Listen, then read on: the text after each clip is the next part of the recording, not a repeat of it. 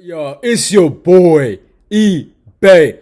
Fight predictions in the building, and I'll be doing your full card predictions for UFC Vegas 30. Really, really dope card. A lot of fights that I actually noticed on the card were on fights prior on different fight nights that got canceled. So really interesting card. So I'm probably gonna stick with those same picks. So yeah, and I'm gonna try to keep this a little shorter than I did last time, but it is what it is, and keep this concise. But yeah, man, let's talk about the fights, man. And oh yeah, also shout out to my boy Capper Comparison. I haven't shouted him out in a minute, but I'll just do it. But it is what it is. Let's talk about the curtain jerker, the first fight of the night on the Tapology card: Yancy Medeiros versus Damir Hadzovic. Yancy comes out is 15-7. It's fighting out of Hawaii, age 33, a height of 5'10", and a reach of 75.5. Damir, 13-6, is fighting out of Denmark, age 34, a height of 5'9", and a reach of 70. I've covered this fight before. I think this was, I forgot what fight night it was on. But yeah, this was a fight that was booked. Both guys are on losing streaks. Yancy, on the other hand, is on a 3-fight losing skid, and Demir's on a 2-fight losing skid. In terms of opponents they've lost to, Yancy lost to, Lando Venata, which isn't bad, Greg Gillespie, and Donald Cerrone, which isn't bad. Cerrone, that was 3 years ago, by the way. I think that was right after Cerrone lost to Till, so it wasn't that bad. He has wins over Oliveira, Alex Oliveira, Cowboy, Brazilian Cowboy, Eric Silva, right? So he's beating some good guys. Damir, on the other hand, he just lost to Renato Moicano. No shame in that. Renato Moicano was a top 5 featherweight at one point in his career. Yeah, he got knocked out in his last fight, but I consider him a decent fighter. And Cristiano Gagos, who's coming off a good win. His last one was against Polo Reyes and Nikian via split decision.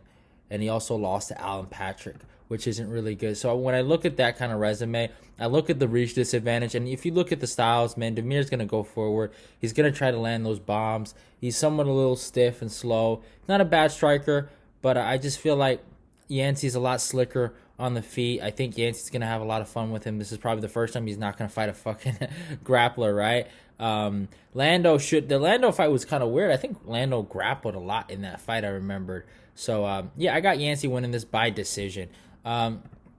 Next fight, Charles Rosa versus Justin Jaynes. This one, literally, I don't know which one's a fucking bigger idiot out of the two. I am. Oh man, I don't know. I don't know who to pick really out of these two. Charles Rosa comes in with a record of 13-5. He's fighting out of fucking Florida. Is he fighting out of Florida? I heard he's been fighting out of Stanford MMA, which is in Florida, right? But it doesn't matter. Age 34, height of 5'9", and reach of 69. Justin Jaynes, the Guitar Hero. Interesting nickname. 16-7. He's fighting out of Vegas.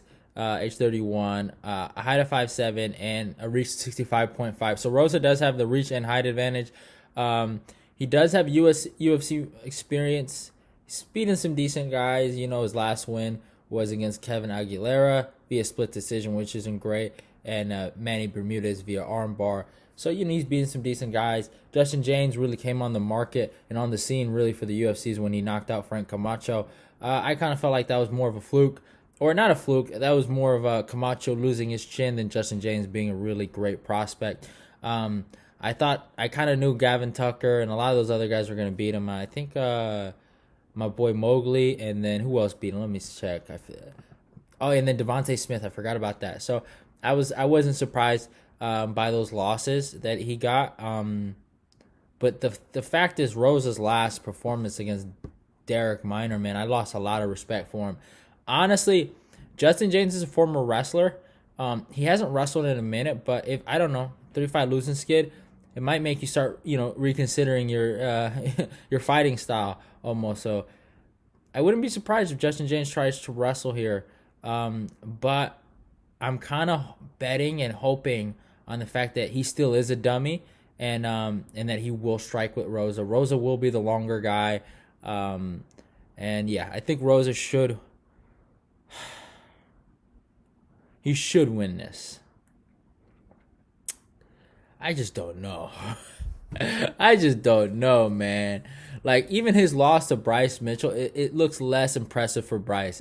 Like, after seeing what Derek Minor did to him, it was just like, how? How does that happen? So, Charles Rosa, I mean, I would cut him if he lost to Justin Jaynes. I'd keep Justin Jaynes, but I really would cut Rosa. If Justin Jaynes lost here, he's probably going to get cut too, but that's just on the fact that he's on a 3-fight, losing skid. Rosa is on a 1-fight losing skid. Like, I'd still cut him. So, if he lost this one, I don't know, man. And Rosa, man, does he have a suspect chin? I don't know. I am not very confident in Rosa in this position because I don't know if he's able to take the responsibility, in beating this guy. Because I think Rosa should be able to beat him. But, I don't know. He's one of those kind of guys that just kind of likes to not win, Nah, I'm just playing. It is what it is. Another fight that we've talked about before on this channel: Julia Avila versus I think, is it Stoliarenko, right? That's what you say, or Stoliarenko or whatever. Man. Avila comes with the record of 8-2.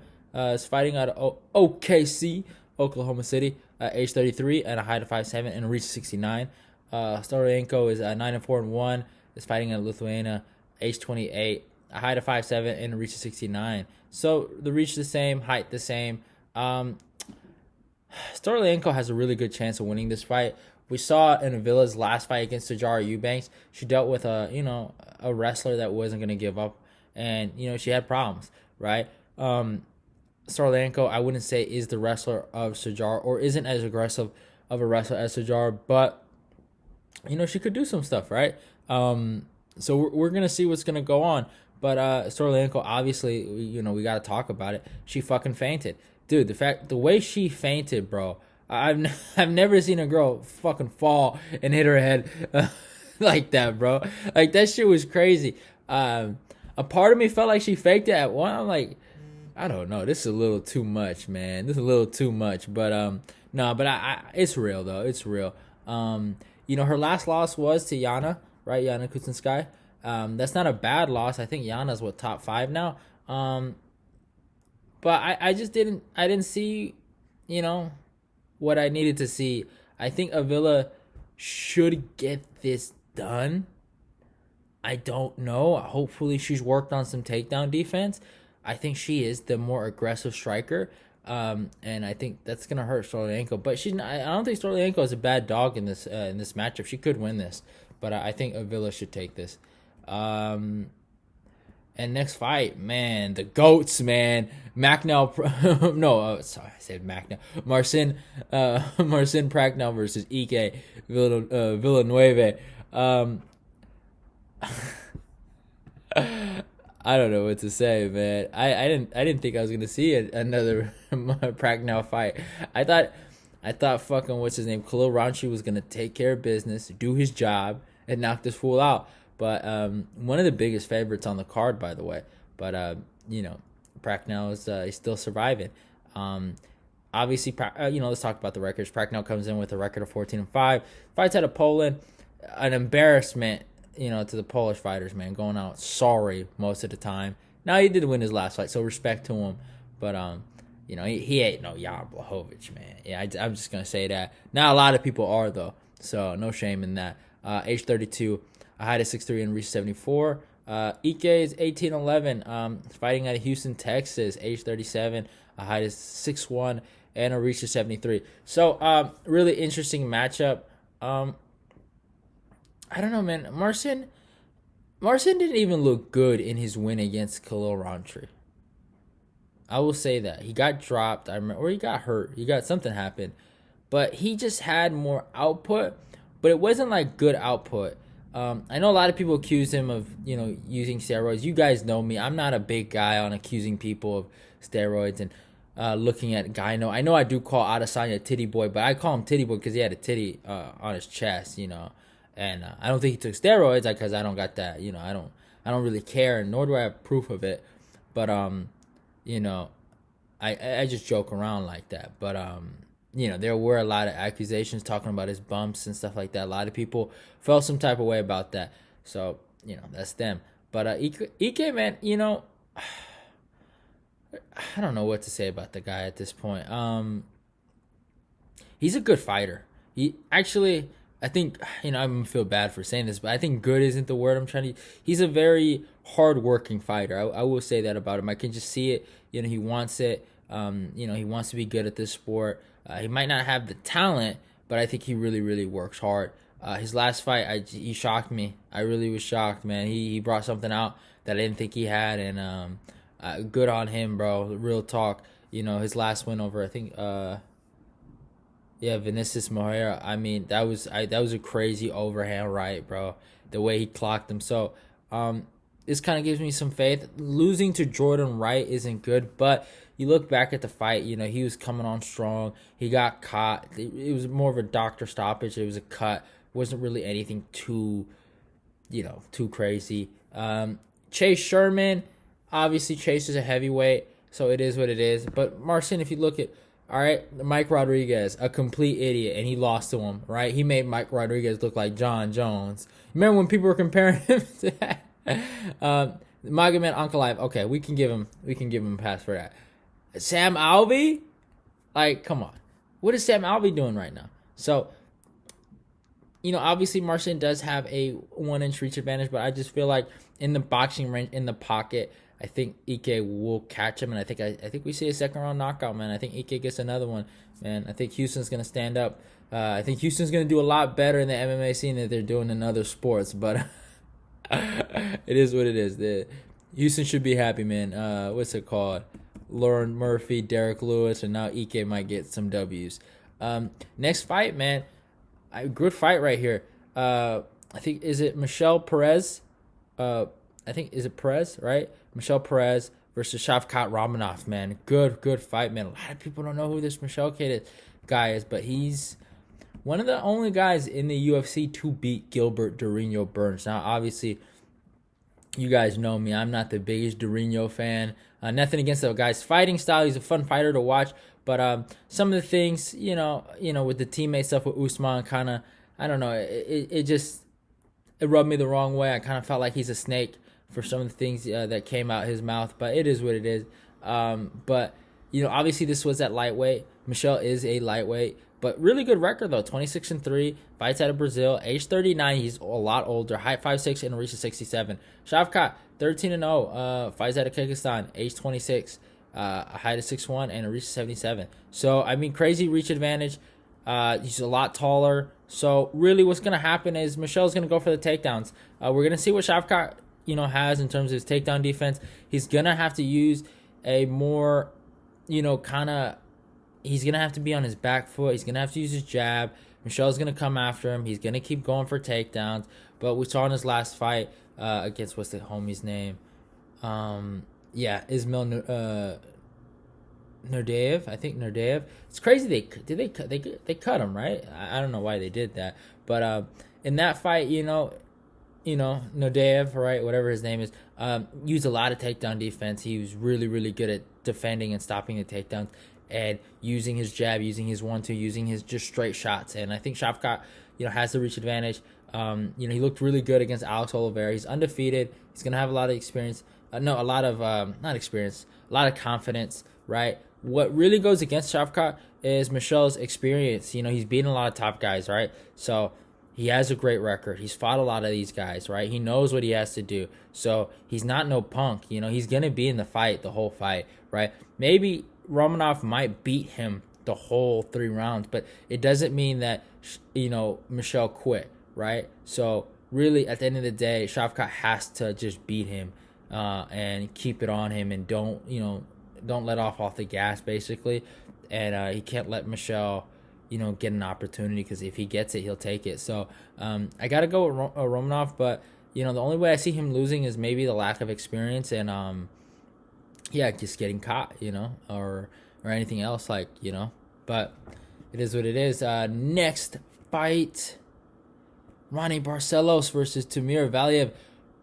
Potential fight of the night right here. I mean, I'm actually really, really torn on this one. because I can see both of these guys winning right here. Very, very similar in a lot of areas. But let's talk about their records, man.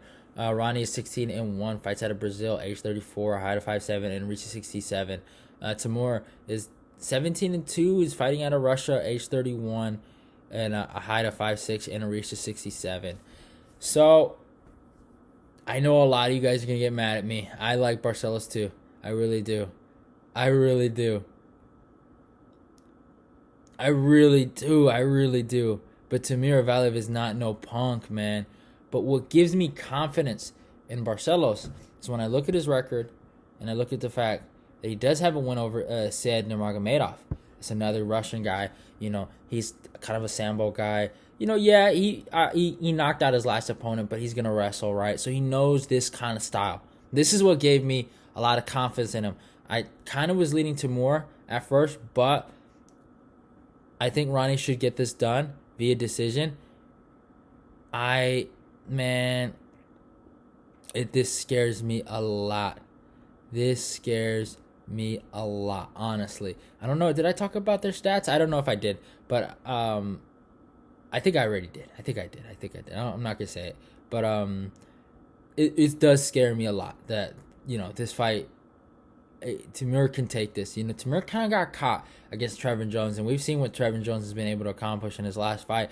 So, he didn't lose to a bad opponent, and I think the fight got overturned, right, or some shit like that. So, it is what it is. But man, this is gonna be a scrap. This is gonna be one of the fights I can't wait to watch. Also, next up, Renato Moicano versus Herbert, the return. Great fight right here, man. I love it. Moicano 14-4-1 is fighting out of Florida, goddammit, not Brazil. He's fighting an American top team. Age 32. Fucking Tapology, man. Y'all always acting a fool on this website. But it doesn't matter. Moicano comes in with a height of 5'11", a reach to 72. Herbert 10-2 record, fights out of England. Age 33, a height of 6'1", and a reach to 77. So, hey, really big reach advantage right here. I'm a big Moicano fan. I like this kid a lot. I've been a fan of him for a minute, man, and it's been sad to see him go out the way he's gone out. His last fight, and get caught by Zombie the way he got caught. Both guys are coming off losses. Herbert's coming off a loss to Trinaldo. I mean, really, really hard loss for Jai. I mean, he was doing great. He dropped him and then he got caught, and obviously you already know about the Dan Hardy stuff and the Herb Dean shenanigans or whatever. But I mean, big fight for him. Obviously, Jai has a way to win this. Use his reach, try to touch that chin. He's been hurt before. Do it again, and just be accurate. For Moicano, I think he just has to go back to his roots. His grappling roots. He's a good grappler. The way he attacks the back. I mean, the way he choked out Cub Swanson with the quickness, and the way he did Damir Hazovic with the quickness, even though that guy's not the greatest guy in the world, he is an elite grappler. I think he should use it in this matchup. I got Moicano by second round submission. I just think he's going to put on a wrestling clinic right here, and he needs to. He can't. Before, he's had reach advantages, right, over guys, so he can't really be like, oh, I want to box with people and this and that. He can't do that, here he has to really and he likes to box, he does have a boxing background, he did a few amateur boxing bouts, as a kid. So, that's why you see him, right? He talks a lot of shit in the stand up. When you saw him fight Fiziev, he was boxing with Fiziev. He went for one lazy takedown, but he wasn't really committed to that. He wanted to strike, So, it is what it is, but hopefully, Moicano gets this. He gets this done. I'll feel bad for him if he doesn't. But it is what it is. Next fight, Nicolas Dalby versus Tim Means, man. Good fight right here. Dirty Bird. Dalby comes in the record of 13-1. No, I said 13, 19-3-1. He's fighting out of Denmark. Age 36, height of 5'11", and reaches 74.5. Tim is 31-12-1. He's fighting out of...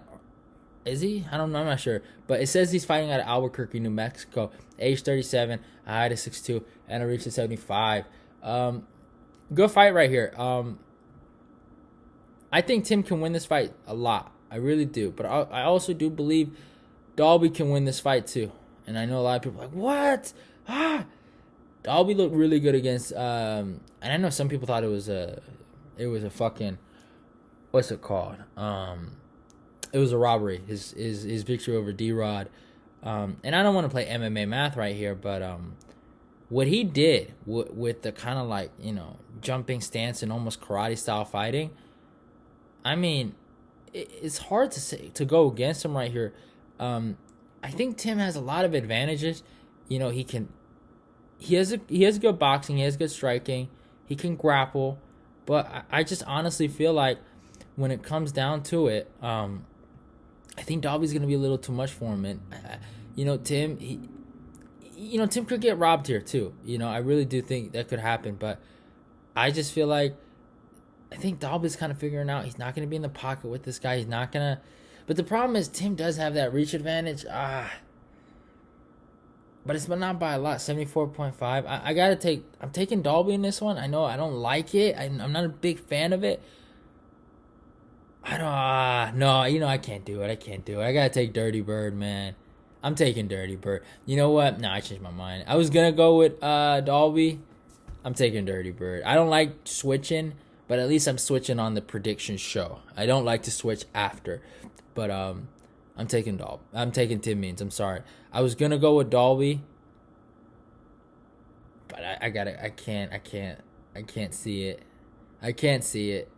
He could win it, but I can't see it right now. But yeah, I'm taking Tim Means in this one. But it is what it is. Next fight, Andre Fili versus Daniel Pineda. Great fight right here, man. Fili touchy. Man, I cannot wait. I like Fili, man. This is going to be a scrap, man. This is going to be a great scrap. Andre Fili comes with a record of 21-8. He's fighting out of Sacramento. Age 31, height of 5'11", and a reach of 74. Pineda is 27-14. A lot of experience fighting out of Texas. Houston, Texas.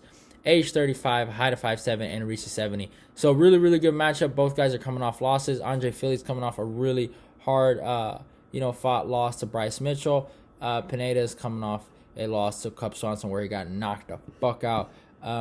Swanson does have, he's also coming off a win over Charles Jourdain via split decision.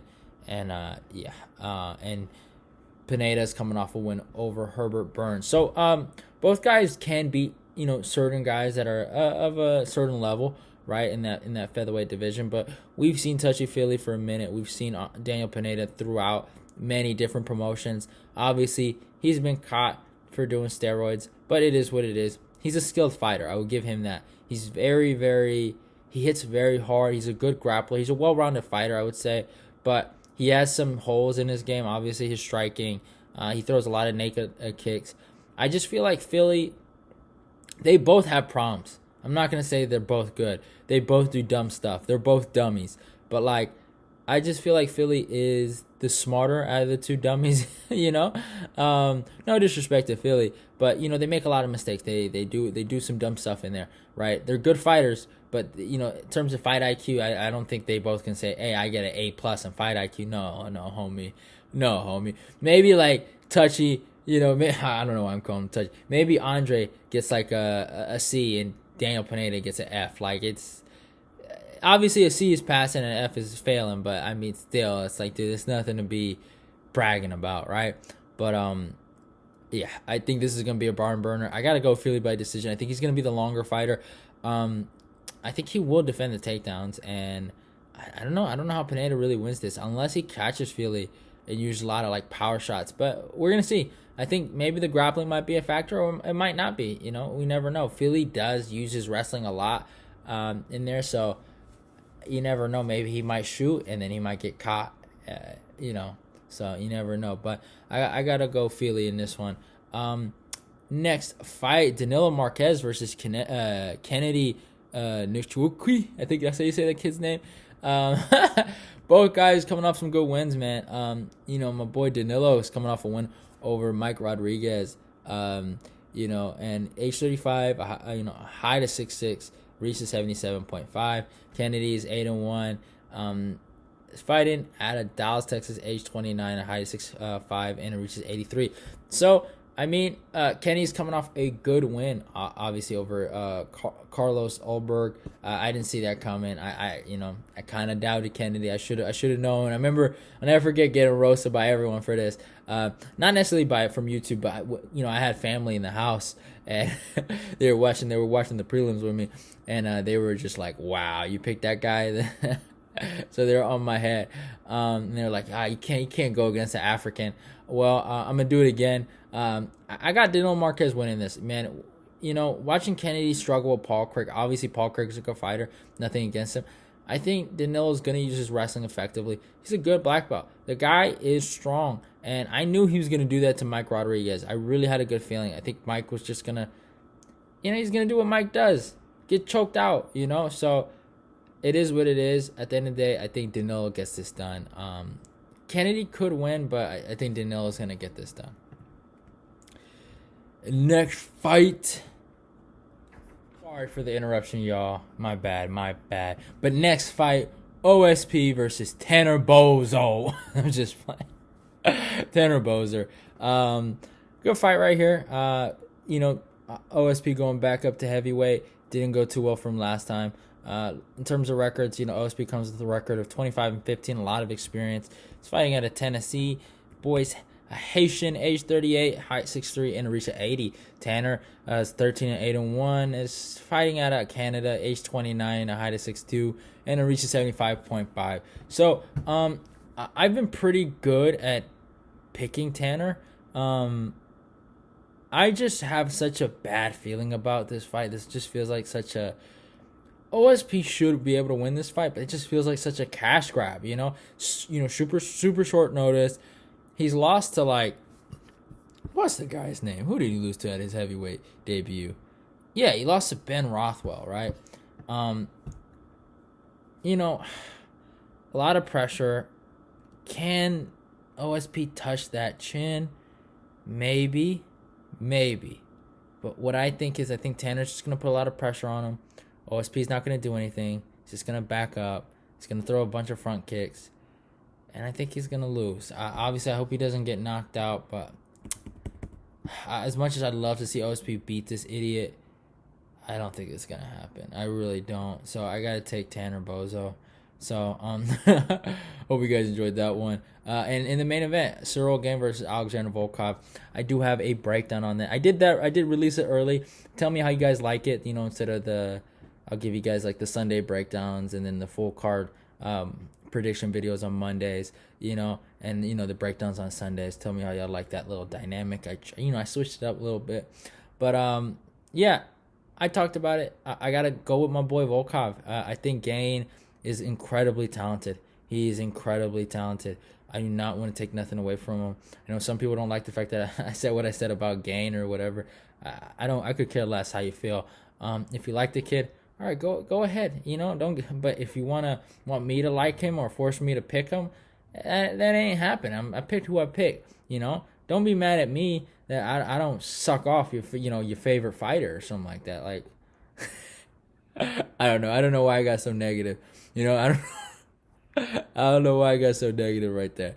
But I gotta take Volkov. 4th round TKO. I think the pressure. I think the reach won't be such a big factor like it was in Gane's other previous opponents, and I think Volkov is gonna put real pressure on him. Gane has a chance to wrestle. That's probably his best chance to win this fight. Maybe mixing the takedowns and maybe kind of mess with him. The bouncy footwork will be a problem for Volkov, but I think if he just chops at those legs, I think he'll stop him from bouncing so much. And I think Volkov will take this 4th round TKO. Hope you guys enjoyed the video. Do not forget to follow me on my Instagram and my Twitter. All those will be down below in the description box. Below. Did I say? I said that wrong, y'all. Sorry. Hey, I'm black, y'all. We can't read and talk. I'm joking. Like I said, go follow me on my Twitter and Instagram. Like, comment, subscribe, obviously, if you're new. Share this video. Let's get this eBay Fight Prediction Nation growing. Go click the notification button for my other videos. and love y'all and goodbye. And also I will say, sadly, my work schedule has changed up a little bit. I work from 5 to 10. I don't know if I'm gonna even be able to watch this card. So let alone, I'm gonna try to do a recap on this card. I don't think I can do a stream. I'm gonna try to talk to my boss and be like, hey, can you give me Saturday off? Like, can you give me Saturday off? Like, I'll take another day. But yeah, it's a little bit of a change. I know I promised 5 streams. I know I did. I'm gonna, yeah, it is what it is. But yeah, love y'all and goodbye. It is what it is. It is what it is.